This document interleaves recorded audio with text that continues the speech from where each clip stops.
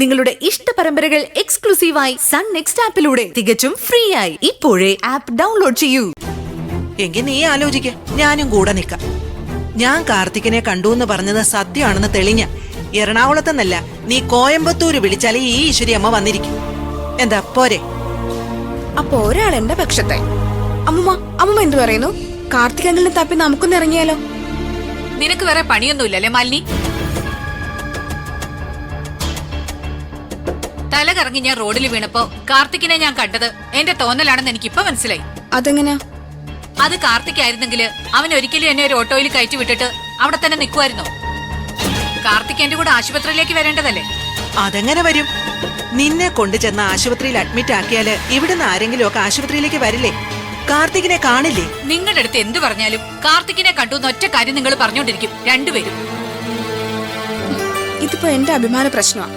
എന്ത് സംഭവിച്ചാലും കാർത്തിക് അങ്കിളിനെ ഞാൻ കണ്ടുപിടിച്ചിരിക്കും. നീ എന്തെങ്കിലുമൊക്കെ ചെയ്യും. എനിക്ക് ഉറക്കം വരുന്നു, ഞാൻ പോവാം. കണ്ടോ അമ്മമ്മയുടെ ഭാവം മാറുന്നത് കണ്ടോ? ഇപ്പൊ ഒരു കാര്യം ഉറപ്പായി. നിന്റെ അമ്മയും അച്ഛനെ നാട്ടിലേക്ക് തിരിച്ചു പോയപ്പോ പോലും കൂടെ പോവാതെ ലക്ഷ്മി ഇവിടെ തന്നെ നിന്നത് കാർത്തികിനെ കാണാൻ വേണ്ടി തന്നെയാ. അത് ഉറപ്പല്ലേ അച്ഛമ്മ? കാർത്തിക് നാട്ടിൽ തന്നെ ഉണ്ട്. അമ്മമ്മയ്ക്ക് അയാൾ എവിടെ താമസിക്കുന്നു എന്ന് വരെ കൃത്യമായിട്ട് അറിയുകയും ചെയ്യാം.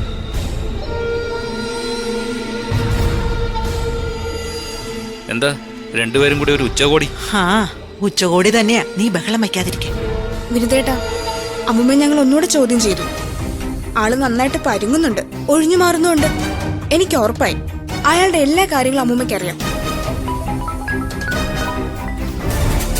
ഓ, ഇയാൾക്ക് വിളിക്കാൻ കണ്ടൊരു നേരം. രാവിലെ തൊട്ട് ഞാൻ അങ്ങോട്ട് വിളിക്കാം, എന്നിട്ട് ഫോൺ എടുക്കാൻ വയ്യ. ആരാ വിനുതേട്ടാ? ഒരു ഡിസ്ട്രിബ്യൂട്ടറാ. ഹലോ ഹലോ, കേക്കാമോ? ഹലോ